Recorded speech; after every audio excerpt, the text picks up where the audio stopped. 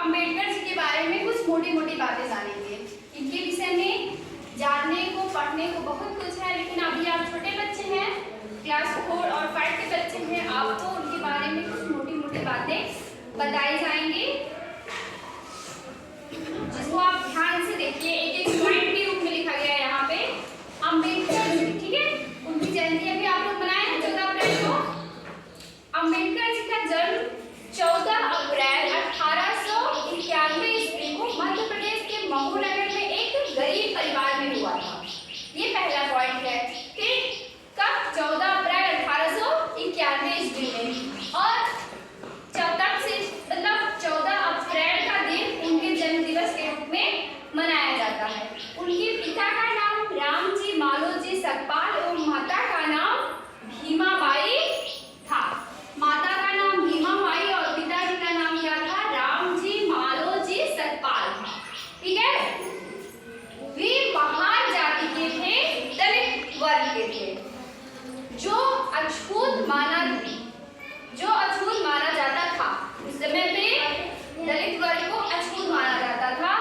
बाबा साहेब अंबेडकर पहले भारतीय थे जिन्होंने विदेश से अर्थशास्त्र में पीएचडी की डिग्री हासिल की थी, ठीक है। वो पहले व्यक्ति हैं जिन्होंने विदेश में जाकर के अर्थशास्त्र जैसे कठिन विषय से डॉक्टरेट की डिग्री हासिल की, जिसके नाते उन्होंने इसके अलावा भी कई डिग्रियां ली। तो इनके नाम के पहले क्या लगता है? डॉक्टर लगता है। और उन्होंने क्या किया? छुआछूत और जातिवाद के खिलाफ आंदोलन किए, कई आंदोलन किए, जिसमें उन्होंने छुआछूत का विरोध किया, जात पात का विरोध किया, और उन्होंने पिछड़े वर्गों के उत्थान के लिए भी कई आंदोलन चलाया और उन्हें समान अधिकार, समानता का अधिकार दिलाने के लिए अथक प्रयास किया, संघर्ष किया। और साथ ही साथ उन्होंने महिलाओं के उत्थान के लिए भी बहुत संघर्ष किया। भारतीय संविधान के निर्माण में उनकी महत्वपूर्ण भूमिका रही। आगे चल के आप पढ़ेंगे कि संविधान सभा की जो प्रारूप समिति, प्रमुख समिति थी, उसके अध्यक्ष बनाए गए थे डॉक्टर भीमराव अंबेडकर। वे देश के पहले कानून मंत्री थे। कौन? डॉक्टर भीमराव अंबेडकर। अंबेडकर जी को उनके अतुलनीय योगदान के लिए साल 1990 में भारत रत्न, जो कि देश का सर्वोच्च नागरिक सम्मान होता है, उससे सम्मानित किया गया। और उनकी मृत्यु कब हुई थी? 6 दिसंबर 1956 ईस्वी को उनकी मृत्यु हो गई और 1990 में उनको भारत रत्न से सम्मानित किया गया। उन्होंने कई क्षेत्र में अपना योगदान दिया।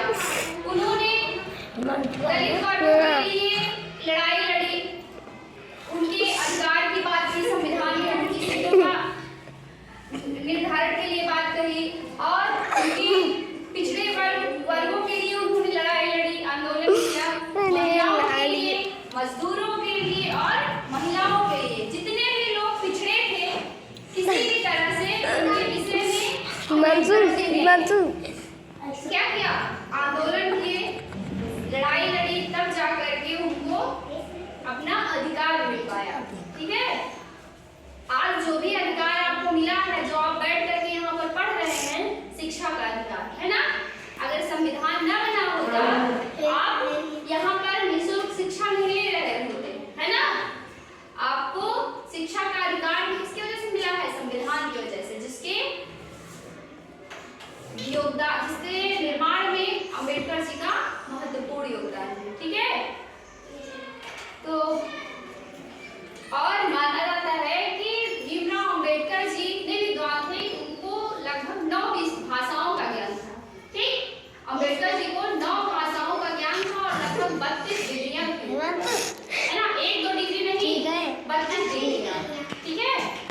बस ये मोटी मोटी बातें हैं, इसको आप लोग याद कर लीजिएगा, ठीक। आपसे प्रश्न पूछा जाएगा, है ना। जैसे आप कर पाएंगे ना, ठीक है।